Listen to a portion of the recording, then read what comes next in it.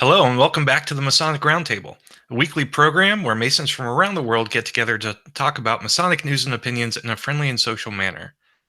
The standard disclaimer applies. The thoughts and opinions expressed here are solely those of the participants and do not represent any Grand Lodge statements or positions. Please keep your conversations open to the public and on the level.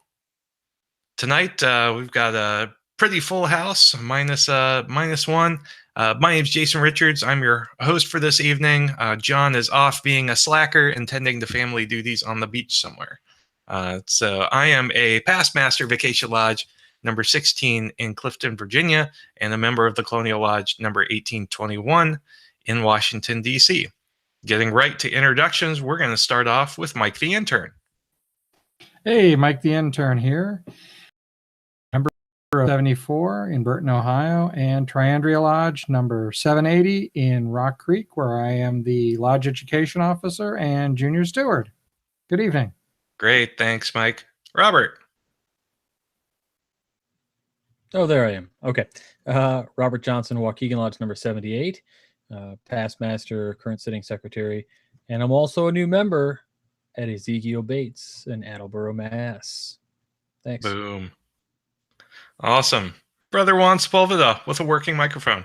Hello, everybody. Juan Sepulveda here from Orange Blossom Lodge number 80 in Kissimmee, Florida, and the host of the Winding Stairs Freemasonry podcast. New episodes coming. Ooh, exciting. Thanks so much for being here tonight, Juan. And last but not least, our special guest for this evening, Brother Jason Charles Miller. He is going to hit you like a 100-pound hammer. That's Member right. of Reseda Lodge, number 666, the Lodge of the Beast. Yeah, not really, not officially, just in my mind. I call it the Lodge of the Beast. And the rest of my brothers look at me scornfully, but that's okay. Someone had to pick out that lodge number. Right. I have a feeling. I have a feeling like the Grand Lodge didn't just, oh, that's next in line. Okay. I think it was because I think we got our charter in like 1925. So 666 wasn't really a thing in popular culture. Of course, it was in the Book of Revelations, but it was just one little passage. Not the Omen wasn't out, and Slayer albums weren't out at the time. So to glorify and make that number a little bit more sinister than it might be. That's fair. Awesome. Well, Jason, we're glad to have you on the show. Thanks so much for coming out tonight. Yeah, man, I wouldn't miss it. Thank you. No problem. And hey, for everybody watching live, we are glad that you're here. We've got a special present for you. So if you all who are watching live, email us at theMasonicRoundtable@gmail.com during the show tonight. Brother Jason is going to be sending out one autographed copy of his new record to a lucky person that we will draw from at random and announce in my closing thoughts tonight.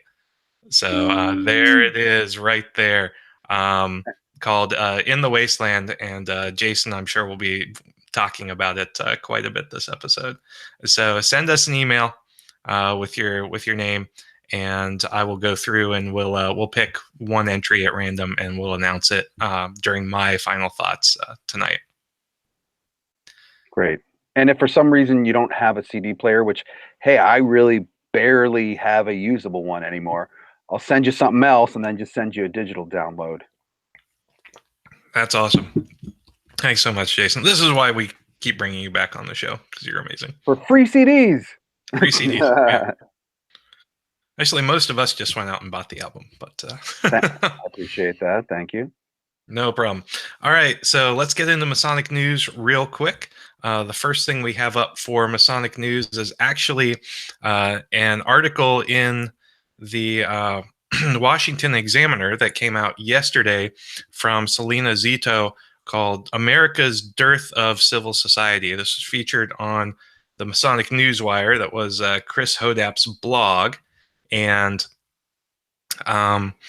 it just is a really interesting article talking about civil society and America as a civil society and how the Freemasons really played a big role in evolving civic societies and encouraging civic leadership. So, did any of you guys end up reading this at all? Did you have any thoughts on it? I didn't read it. I didn't know we were supposed to. That is okay. I didn't know there was homework, man. There was homework. That's it. Oh, we've lost communications with Jason Charles Miller. Sorry, we'll try to get him back. No homework, but there is a quiz. Yes. Yeah, there always is. So I did want to bring this up. The article spends the lion's share of the time talking about Freemasonry, and then literally in the last sentence, the author tells you where you can go to learn more about civic society, and the author says you could start with your local Rotary. Hey. And we're like, okay, all right, well, great. Freemasons are still going to be around for another 20 or so years until we all die off. Rotary. I mean, Rotary's just like Masonry, right? Oh, absolutely. I mean, they have pancake breakfast and they do community service and they probably bicker about paying bills. Yeah, that's just like Freemasonry. Sweet. Where do I sign up? Does Attleboro, Massachusetts have a Rotary? I don't know, but I gotta figure it out and join. But Worshipful Brian could let you know. All right. Next up on Masonic news, it's about that time of the year again. The Masonic Restoration Foundation Symposium is coming up in August 10 to 12 in Santa Fe, New Mexico. This is also on Chris Hodap's blog. And they have the usual cast of characters who are going to be speaking: Brother Andrew Hammer, Brother Oscar Allen, Brother Patrick Craddock, and I think Dago Rodriguez is going to be there as well from the Southern California Research Lodge. So go and check that out. And if you are in the New Mexico area or want to travel out to that, it's going to be a good time. John and I were there when it was in Philly about 3 or so years ago. I should see if Brother Hammer wants to come out to my song 100-Pound Hammer. Might really, psych up the crowd. Oh yeah, no, I think that would I think that would be incredible, and probably it would blow some minds. Really confuse some people, I'm sure. Yes, He'd it be would. like, I don't know about this song. Andrew is pretty thin, but he's probably over 100 pounds. Anyway, so getting on to the topic tonight, we're kind of going off the rails because John isn't here to moderate. We're going to talk a little bit about music and Masonry tonight, and so we know that in a bunch of jurisdictions, music can be something, an accoutrement that is added to the Masonic experience, and so we know it's used in various parts of the Masonic experience, although I've never seen any place where it's mandatory that it's actually used. So I just wanted to open it up real broad and say, okay, music in Masonry, when is it used, and when have you seen it used effectively? Who wants to go first? Yeah, don't everybody start at once. Yeah, from all of my degrees, we used to have, and this brother recently passed away, but we had Right Worshipful Brother Paul Shellhammer used to come in, and he would play the organ for us, and he actually played the organ for most lodges in my district during every degree, and he did awesome. I mean, it was very well done, and actually there'd even be times when something humorous would be done where he'd play just the right tone for that, one of those, like a suspenseful moment kind of thing where he would, somebody'd be talking about something and he'd do that suspense sound or something similar to that, or just, even playing shaving a haircut too, when it seemed appropriate. That's great. Yeah. I think music always adds a lot to the lodge experience, whether it's during a degree or whether it's when we're entering lodge. Um, we're lucky enough to have an organist, Brother Glenn, and he really adds just an extra layer to everything. And I think that I'm not sure when it was officially. Is it official in all districts? I mean, I know that it's officially a an officer position in California. If you if you have a musician that you want to be the official musician, it's certainly a an officer position. Yeah, so it is in Virginia, at least, it is an officer's position. However, it's not a mandatory one, and I believe it's Right. the same with DC. So it's kind of it's there as and recognized as an added experience that can enhance the experience. But there's also the recognition that there's a very specific skill set that has to be employed there. Right. You've got to, AKA, they've got to be good, right? Like you can't be somebody Or that just willing. learned to play. I've seen lodge musicians who are more on the willing end of the spectrum than. Okay, well that's fine too. I think most of the ones I've seen, it's a willing issue. I made a joke in the YouTube chat that not one of the lodges in the seventh, not one of the 7 lodges in the first Northeastern District in the state of Illinois has an organist installed. However, many of us have, Bluetooth speakers and cell phones. So I like to joke that we should probably replace the organist on our chart, with like AV guy or something. Oh, that's funny. Yeah, you could change the jewel to like a little, I don't know, a little like camcorder Something, icon. right? Yeah. You struck a chord there when you mentioned that it's mostly comprised of the willing, and it kind of sheds a light on the slim pickings. When you don't have a broad membership to select from, then like the percentage of those who are capable of doing music, whether most of the time what I see in a lodge is an organ. What if the only instrument that a brother there that's inclined to be a the brother who is a musician, he might play the bass, he might play the guitar, and he's not willing to go on the piano or the organ. But I kind of it reflects that like there's not a lot of diversity within a lodge that has maybe 20, 30 active members. The chances of one of those being a good organist is very slim. Heck, I'd even take a guy who plays the bagpipes. Yeah, I know one. It's interesting. Like if we have like a declination, I think, of probably people who play instruments, maybe not, but specifically organs or piano, it's just not, I don't think, as popular as it once was. A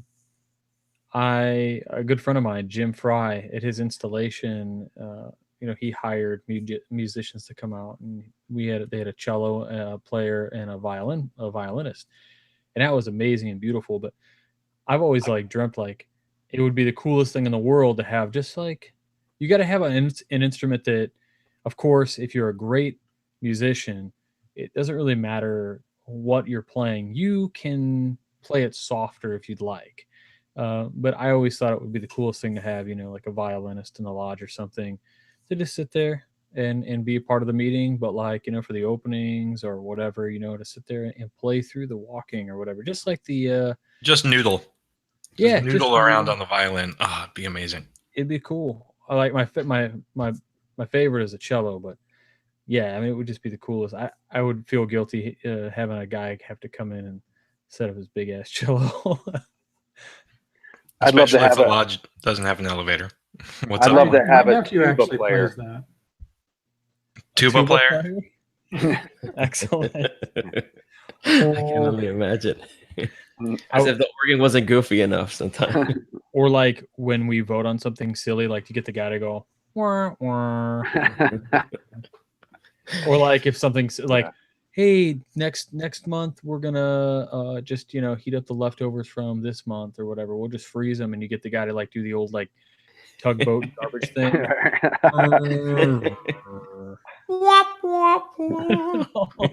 You could Yeah, do get so a much trumpeter with in it. there, it'd be awesome.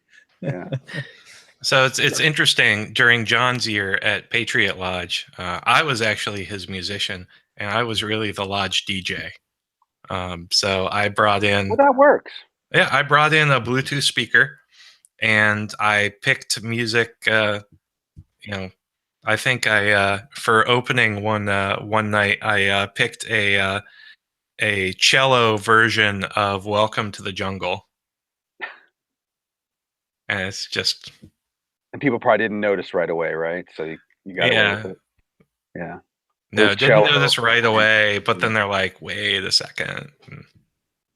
And John's Lodge, of course, has an affinity to George Mason University. So, I always made it a point to play the school song as part of what we did in the lodge. And, that I feel like just added an extra of kind of purpose as far as why we were there, even at a subconscious level. And I think that's where music really excels, is just heightening the senses and just adding a depth to the subconscious experience of Freemasonry. Heck yeah. I don't know. Absolutely. I've only been to a couple lodges that are TO style, but the two that I had gone to actually had some really interesting practice as far as like the opening up. They had like some rhythmic drumming going on and a very light melodic noise underneath it, and I thought it was great. Like it really put us in the zone. Yeah, Where- that's something important there. I'm sorry. Go ahead, Jason. Oh, where was that? Where was that? Do you So- remember? So yeah, so that was at Crown Martyrs in Indiana. Cool. You mentioned RJ that the playing of the music, it puts you in the mood and it kind of sets you into this state in which you're excited about the lodge meeting and all that kind of stuff. When you really think about it, the psychological impact that music has on all of our aspects of life. If you think of like your playlist, for example, you might have one called Summer 2018, and it's the soundtrack of your life, and when you hear these songs, all these emotions come to the surface. I don't see how that wouldn't be applicable in our lodge setting. Perhaps as our membership grows, which by faith it will, and strengthens, and we are more open-minded to employing perhaps digital devices and playing some more professionally recorded music, we'll have these musical pieces be the soundtrack of our Masonic journey. One thing that comes to mind too is the military taps. When a service member dies in the funeral, they'll play that song with the bugle that is so memorable, and you can imagine the emotion that's elicited by that sound for people who have lost family members in the military. Now, if we look back, I want to say a few years ago, they started using digital bugles. Considering that how solemn the moment is, you can't have someone that's not prepared to play that piece or might be prone to screw it up, So one thing that has become very prevalent is having a digital bugle. There's a player doing it, and he's actually doing the whole thing, but it's making sure that the sound that comes out is in harmony with the reverence that is demanded of the occasion. So I wouldn't be opposed to having your, what you call that, your Bluetooth speaker or some other device playing music along with the degrees or the opening, the closing, etc. I'm just still trying to wrap my head around how you auto-tune a bugle. Well, probably what they do is they get a recording of like it played perfectly, right? And then you've got that. It's like it's perfect. It's approved. It's the exact proper length or whatever. So, are you saying, Juan, that someone actually stands there holding a bugle, They and then actually they blow into it. So wow, but the it's notes, tuned. Wow, yeah. wow, So I would imagine the function of the device is actually controlling the passage of the air. So the performer is only blowing. Yeah, I'm sure that's no easy feat, to control that the airflow, sure, but he's not sure, missing any notes. The notes are perfect. yeah. Oh, wow. Yep. I'm gonna look that up later. That's really cool. Yeah, I need one of those. That's cool, but also, Yeah, ugh, I haven't seen that. I've actually seen the actual live let's. bugler. I mean, I mean, he's actually using a bugle. Yeah, well, you wouldn't be able to tell in most instances that it is not a regular bugle. Oh, okay. We should do that with ritual. Like I could just get up and like open my mouth, and just like, and then like it turns it into like my brother. It's coming. That's all coming. Resist it as long as you can. It's the video degrees. So, this brings us to an interesting, topic in the sense of, okay, so we've established that, music can enhance the Masonic experience, and it doesn't have to just be an organist. It can be any number of instruments, from string to brass to a lodge DJ. What do you all think about the kinds of music that should be played in the lodge? Are we talking about Disney music? Like, are there any specific types of music, whether it be classical or modern, that you think would fit better with a Masonic experience, or perhaps fit not as well with what we're trying to do? I think classical is a really a good way to go. I think because of how old our fraternity is, officially and then unofficially before. It's officially over 300 years old now, and unofficially way older than that. So to me, I think I would want to hear classic instruments, classical sounding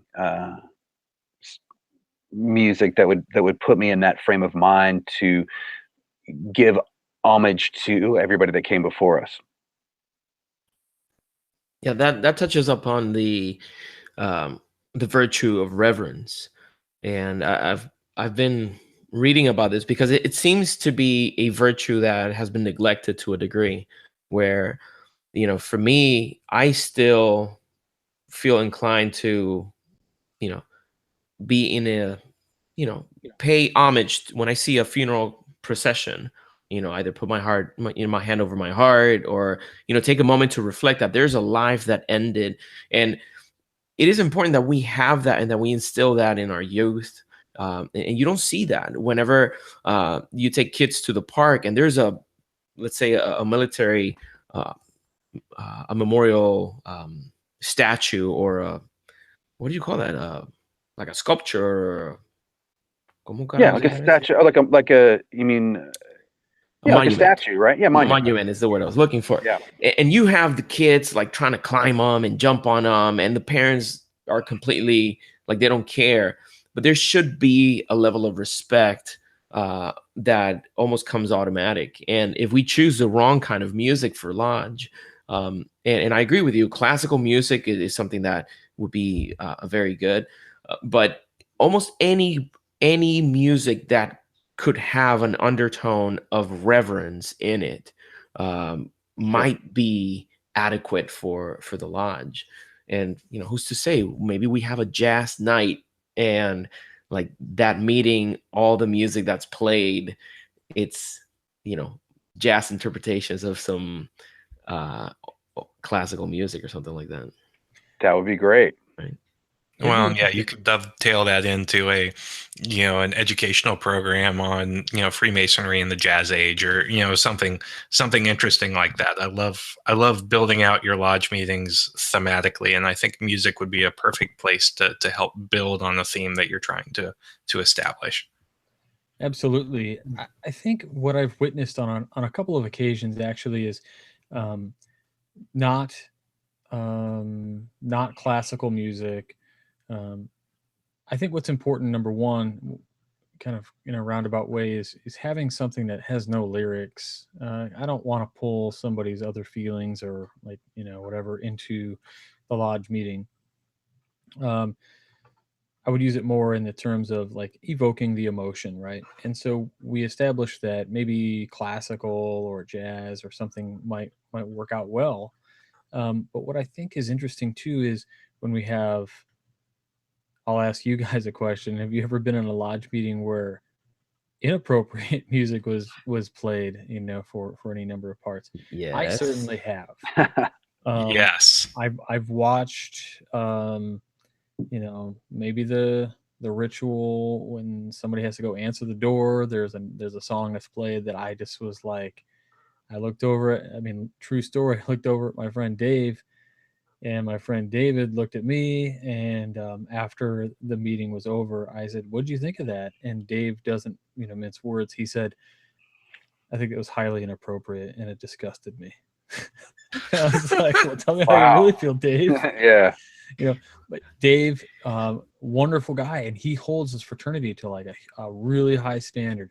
Yeah. And as much as I thought that was harsh, like I totally agreed with him. I thought, yeah, it was inappropriate on a multitude of levels, mostly because almost every guy in that lodge knows that from something else.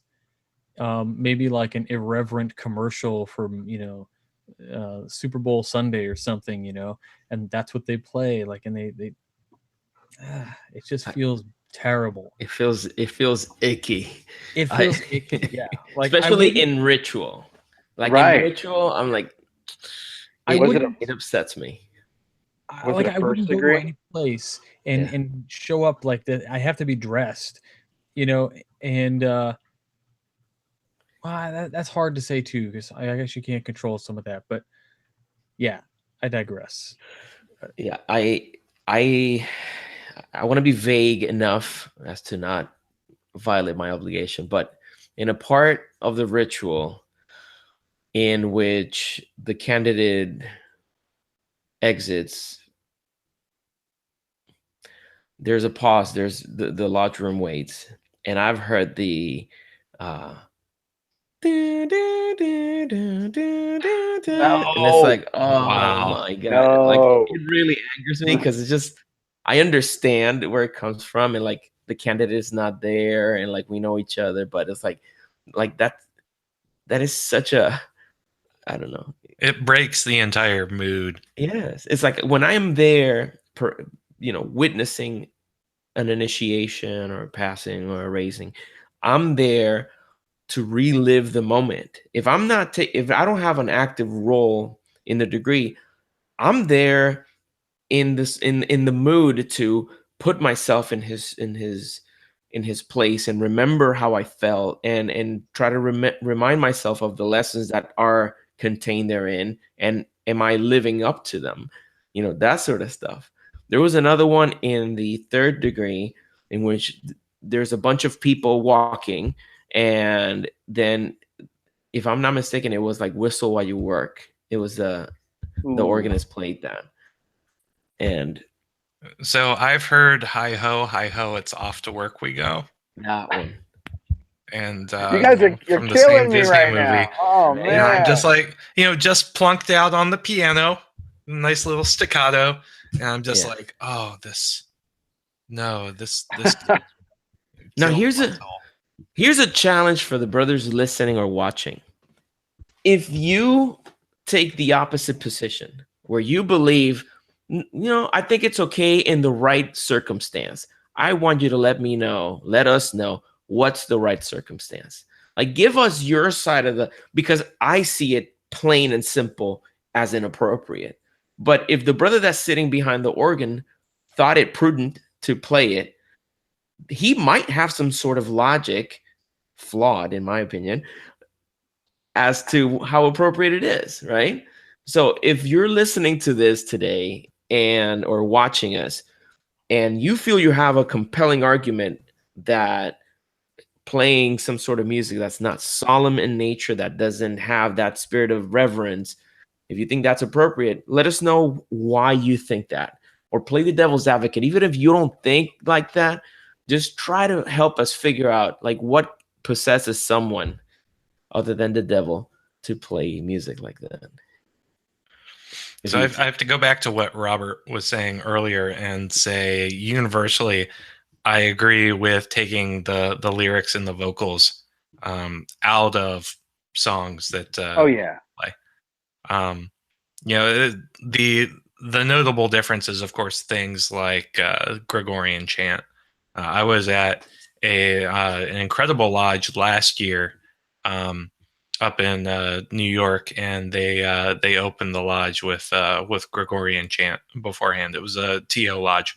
A good friend of mine is a master, outgoing master there, and it was just it was incredible, and it just completely set the stage for the entire experience. Yeah, if I didn't say it earlier, definitely no lyrics, except for exceptions like that. But often Gregorian chant, I believe, is in Latin, correct? So unless you're Yes. unless you're sitting there translating it, then it's probably fine. Yeah. Interesting stuff. So, Jason, I wanted to to save you a little bit of time during kind of the last half of our show to spend some time talking about what you'd like to talk about as far as your experiences as a Mason and a musician, other Masons working in the music industry, if you want to go into that. So I'm more than happy to turn the floor over to you to talk about who you are, your Masonic experience, where you came from, and where you're going. Okay, well, yeah, it's just that simple. I can do it all. No, but so it's funny. I grew up in Virginia. I grew up in Clifton, Virginia, but I didn't become a Mason until I moved to California. So that I, w- next time I go back to visit my dad, who now lives in Alexandria, I'm going to have to try to make it over to Acacia Lodge one of those nights. Oh, and it's crazy because I'm jumping around a little bit, but a good friend of mine, before I forget, his name is Jake Stormoen, and he lives out here in Hollywood. He's an actor, and he's a member of Herndon Lodge. So Really? It's too bad that John's off gallivanting on a beach somewhere, but Jake is actually on a brand new show on the CW, which premieres next month, called The Outpost, which is like a sword and sorcery, Lord of the Rings, Game of Thrones type show. And he belongs to Herndon number 264. So That's amazing. we'll have to give John a hard time about that. Yes, he's not gallivanting. He's probably prancing on the beach. Maybe, yeah, probably. All girls, so he's got a prance maybe. Chasing some people around. But yeah, so Masonry to me is always something that I kind of keep separate from the entertainment business. And what I mean by that is living in Hollywood and working in Hollywood, so many friendships are conditional because they're all sort of tied in with everyone's like, what can that person do for me? And what can he do for me? And what can they do for me? So what I love about Masonry in general is that it's got nothing to do with that whatsoever. It's all about helping the community, knowledge, and brotherly love amongst guys that have gone through these degrees with you. And it's an experience like no other. And I think for being in the business that I am, it's even more refreshing and necessary have that. And so brothers that I have met through Masonry that also work in the entertainment business, I've found are attracted to Masonry for that very thing. And therefore, we actually don't try to quote unquote help each other out or whatever, or, like any kind of any sort of favor. It's more of the fact that we're all there for the love of Masonry, and if we end up working together on one project or another, it actually makes the experience that much better. So, for example, my new album, In the Wasteland, was actually ended up being produced by my friend Matt Hyde, who's also a brother. He's actually the past master of North Hollywood Lodge. And we met through Masonry, but then everyone in Masonry thought that we already knew each other because we were both in the music business already. He happened to produce, he's won a Grammy for Johnny Lang, but he also has produced or mixed Slayer, AFI, the Deftones, but also he was the engineer on No Doubt's biggest album. So he just knows how to make amazing sounding records. And we met and became friends through Masonry, but we worked on my album together, all above board. Through the record label was super excited that I could get Matt to work on the album, that they might not have thought to bring him in because they didn't know that we knew each other or whatever. So that was sort of a cool thing that kind of naturally happened just from us knowing each other. So there's Masonry throughout this whole record in a way, even if it's not overtly Masonic topics. Although I would say that, from being a member of Pasadena Scottish Rite and participating in various degrees there, I would say that my lyrics are definitely Masonically inspired. There's a lot of heaven and hell, good versus evil, different subjects of that matter. I've got one song that is called Get Thee Behind Me, and it's actually about Jesus wandering in the desert, but from the devil's perspective. And so I'm actually singing from the devil's perspective, getting frustrated and trying to tempt Jesus. I've got another song called Running, which is about an angel who chose Lucifer's side and then changed his mind and tried to figure out if he could go back. Then I have other songs that are more observational, storytelling songs, stuff about, I've got a song about being cheated on, and then the decisions you make after that. Do you become a cheater? I've got a song about the dangers of mob mentality and how things can be pushed over the edge so easily in today's day and age. If somebody does or says the wrong thing and then someone else misinterprets that, and then the mob is on. So there's I'd like to take listeners on a journey. It's right now it's charting on the rock, country, and metal charts all at the same time. So if you like any of those styles of music, I think you're going to find something in here that you like. I've got guest appearances from Ricky Medlock of Lynyrd Skynyrd, Peter Keys of Lynyrd Skynyrd. I have a duet with my friend Charlie Starr from the band Blackberry Smoke. Also, Doug Pinnick from King's X sings on it with me.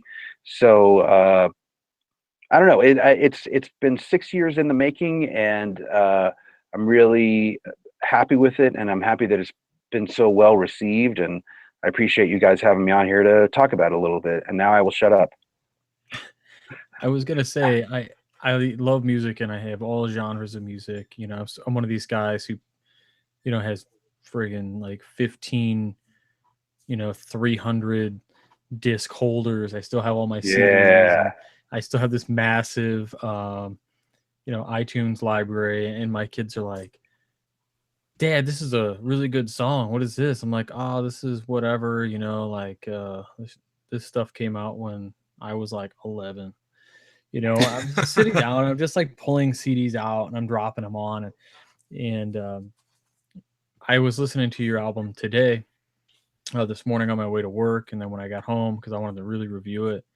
And man, it's just really, the whole style of it to me really feels like a hard rock kind of southern rock feel to it. And when you said you had guest guys from Skinner down there, I was like, that makes sense in some aspects. There's just some like homages in there that just really come through, and really great job. It was well engineered too. I don't know if that's something that you did too, but man, it sounds great. That was a combination of Matt and our other co-producer, Stuart Carreras. Those guys are like geniuses behind the faders, Yeah, I gotta say, whenever I'm listening to an album, I'm sure listeners out there remember back in the day of Napster and Kazaa or whatever, LimeWire. You'd be sitting there downloading music, and you download some song. You're like, oh, I love this song. This is great. And you'd like burn it to a disc. There's some guys listening and like, burn a disc. What's that? And you sit there, you're listening to it, and you're like, man, those cymbals sound like trash. What is It's that? because you downsampled the bit rate to like 92. Yeah, exactly. I got 700 songs on one CD. Yeah, well, listening to this album, like the full spectrum, it's like it's so full. It just feels like the full array of sound is there. It really sounds good. I can't say that enough. I'm Great. huge, Thank you. huge on sound quality, and the music itself was amazing. Awesome.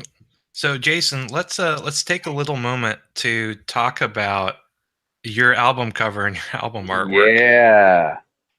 So what inspired you here? Pray tell. I don't know. What do you think? What do you think might have inspired me there? Obviously, it's my initials, but an artist by the name of Sam Sheeran, he goes by Mr. Sam also. Is he related to Ed? No, but he is British, oddly enough. But he has actually done a ton of artwork for me through the years. He's done some Godhead album covers, and he's done 3 out of the 4 of my solo covers. And I just said, man, I really want to come up with a logo that, possibly hints at being Masonic and has the compass in there, and let's figure out how we can make it look, like JCM. And man, he really knocked it out of the park. I mean, I think it looks great. And a lot of people have asked online, actually not a lot, but enough have been like, is that Masonically inspired, or hashtag Illuminati confirmed, or whatever everyone wants to say. I love that, by the way, when people say that. I'm like, yeah, sure, yeah, absolutely. I'm in the Illuminati, of course I am. And it's, people love it, but also, it could be like a branding iron too. It could be a brand for a cow. So I think the symbol itself and like the way it's painted is really indicative of the sound of the album too. Like, it has different elements of metal. Clearly it's made out of metal. And with that possibly it being a brand, like there's a little nod to country there. So I couldn't be more pleased with it. That's awesome. It almost has like a horseshoe type of quality to it. That's true. Yeah. Yeah. No, that's neat. And what you need to do is you need to get somebody to actually make this out of metal for you. Yeah, a couple people have talked about that, so I'll see if I can get somebody to do that. That'd be really cool. Dude, the guy's name is Tom McGuire, Fossil Bluff. Okay. Oh, yeah. No, he can make absolutely anything. So yeah, I got the album. I think it was last week. It was a day or two after it came out, and I was blown away because I've uh, I've listened to all your albums, and honestly, this one I think is just they've all been good, but I think this one really has taken your music to the next level. And it's very very well done. I think the balance, especially genre wise, was there's a lot more balanced and a lot more integrated between genres this time around. Oh, thanks And so much. no, I just think it's I texted you like right after I listened to it. I was like, that's definitely the best album you've ever done. Um, Awesome. I'll take it. yes, really really good stuff. Jason, do you get a chance to do much masonry now? Now that you're caught between being a rock musician, voiceover actor, and the occasional Dungeons and Dragons performer as well. Oh yeah, we didn't even touch on that. I still do my best to make it to Lodge when I'm in town. I actually made it to the last two stated meetings in a row, so I'm patting myself on the back for that. Because I travel so much and work so much, for as much as I love masonry, I've never gotten in the line because I didn't want to let anyone down.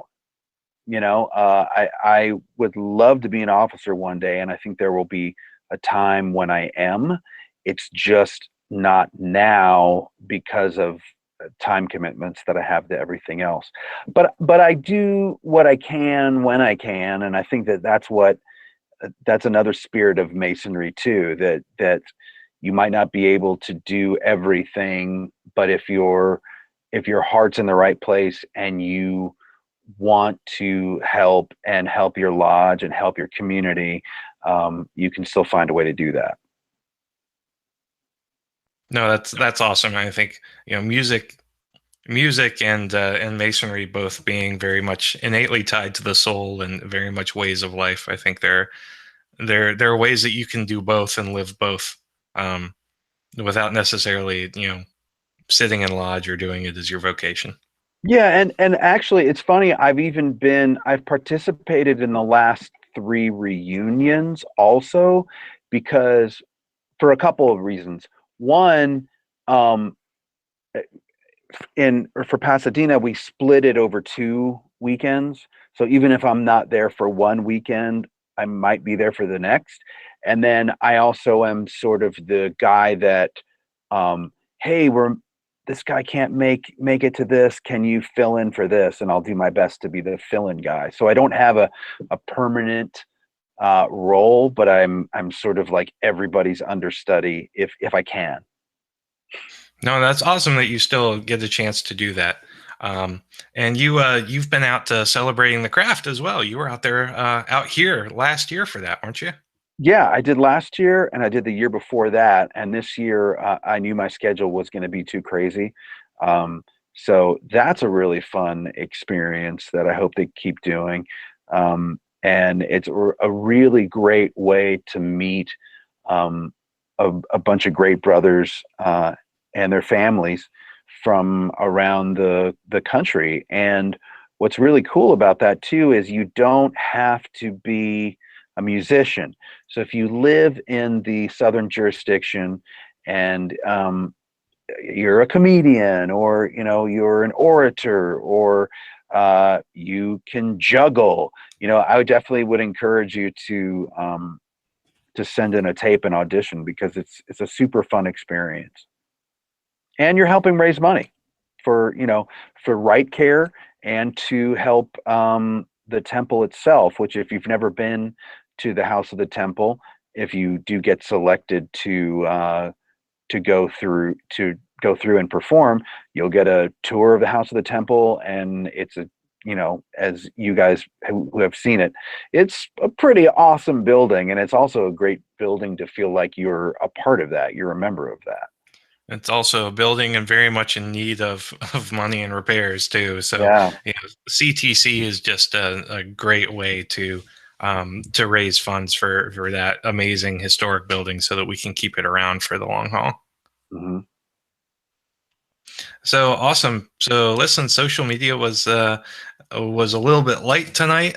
We had some great conversations going on, but I think it's getting close to the hour. So we're going to go ahead and roll through real quick with shameless thoughts and final plugs, or final thoughts and shameless plugs, however you want to do it, starting with Mike the intern. So yeah, this was a good show, I think, talking about music and so forth. And JCM, I really did. I mean, I listened to some samples of your stuff. I haven't bought the album yet. Sorry, that's next okay. on my list. But I did sample quite a bit of your stuff. Matter of fact, I even found the YouTube video. You get what you pay for, with Felicia Day in it. So Yeah, she's a great friend. Yeah. I figured. I mean, she's everything I've seen about her. She's a nice person anyway. So, but Oh yeah, she's amazing. Yeah. And anyway, though, I really enjoyed all of the music that I listened to. I had to keep searching for YouTube for more of it. So, but I'm sure soon I'm going to buy the album. And so. Great. Well, the great thing about music today too is there's so many free streaming services that if you just want to listen to it, you can go on Spotify, or if you have Apple Music, you can go listen to it there for free. So yeah, and that's how I got most of it originally. My wife has Apple Music on hers, and I was torturing her by making her listen, but because she's not really into the country, alternative country, that direction, that's just not her. So I was torturing with her. But Awesome. Thanks, Mike. Going on to Brother Juan Sepulveda. All right. Brother Jason, thank you again for joining us. We're excited to... Oh, you meant that Brother Jason, not this one. That one. Yeah, thank you. Thank you for... The last time I was here, you weren't on. You were gallivanting somewhere else. That's right. I was the one prancing around the beaches. Now it's John's turn. But yeah, I'm glad that I finally had a chance to sit with you and have a little chat. I really appreciate you taking the time to join us and share your experience with us. And now I listened to a little bit of the album before coming on the show, and I like what I hear. And I can't wait to play it in the car with the boys, because I know they like rock music, and I'm sure that there's a lot of it that they'll enjoy. So great. Yeah. So yeah, thank you again. And for the brothers listening, if there's any thoughts that you had regarding music and Masonry, any part of music and Masonry that we didn't discuss that you find to be important, just let us know. Write in the comment section, or jump in the chat room, or even on Twitter, and let us know. We would love to hear what you think. One thing that I haven't asked for in a long time, brothers, if you like what we do, let us know by putting a review either on iTunes or wherever you choose to listen to the program. Rate us on how you think we're doing, and let us know what we can do better. If there's anything that you're missing from the show that we used to do, or something new that you want us to try, let us know, because we're always iterating and trying to make this show better for you. So thank you for listening faithfully.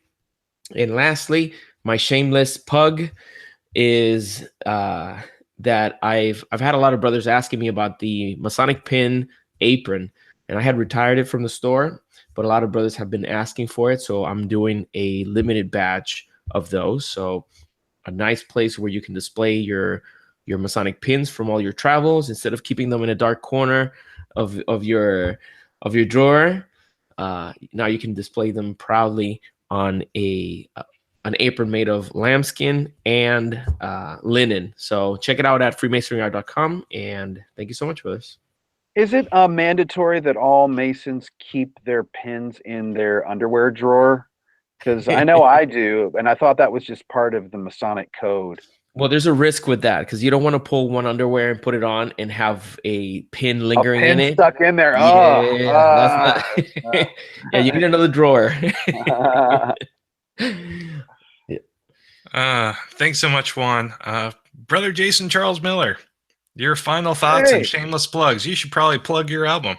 Yeah, well, yeah, I've got an album to plug. So It's called In the Wasteland, and it's available anywhere music is streamed or sold. And if you want to buy a physical copy, though, you got to order it from my website, which is jasoncharlesmiller.com, and I'll autograph it for you and send you a bunch of extra goodies like stickers and things like that.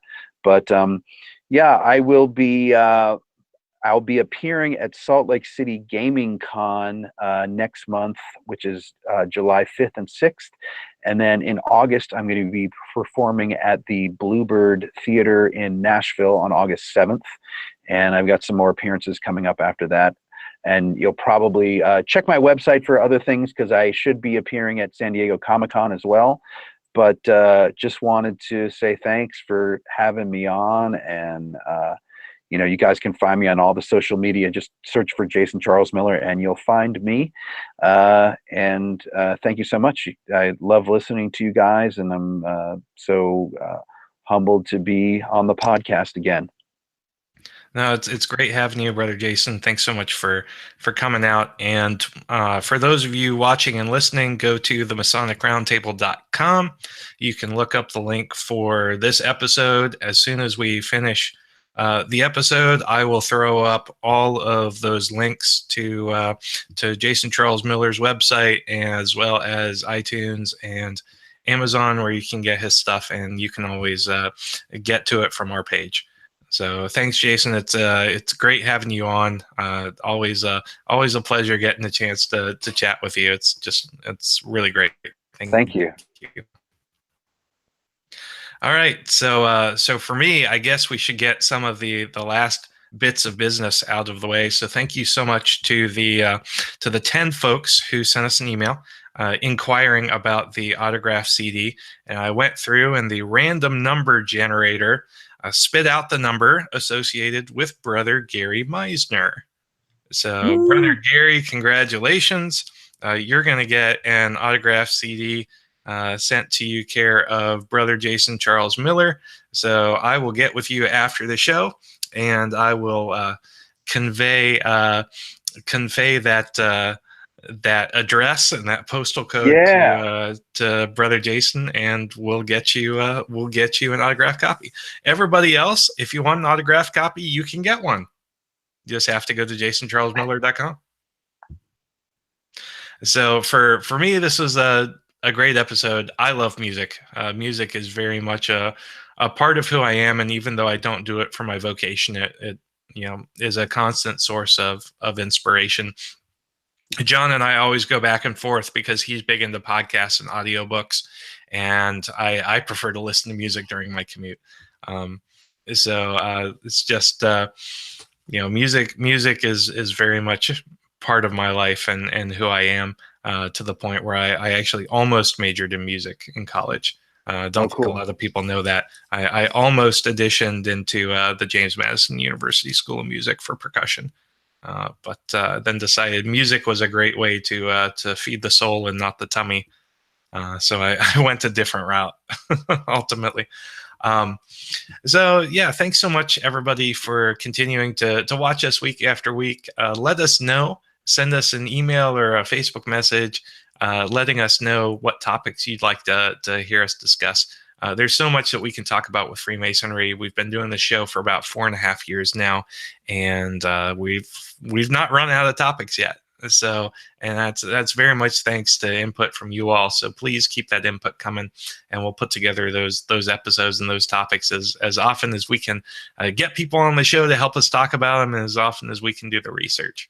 So we really appreciate everybody's feedback. We appreciate all of the conversations happening from those of you who are watching us live, especially on the YouTube chat. You guys are awesome. Thank you so much for all you do and everything you add to the conversation, because you all are actually adding to the conversation as we're doing this. And that's just very humbling and very amazing at the same time. So, brethren, thanks so much. We are going to be back next week. John will hopefully be back by then. And we've got a great series coming up where we're actually going to go into the various histories associated with our respective Grand Lodges. So you're going to get to learn a lot about how the Grand Lodges in different jurisdictions formed and where they are today. So that's going to be a great series that's going to unfold over the next couple weeks, and you're not going to want to miss it. So check it out. So thanks so much for watching, and keep searching for more light. Good night.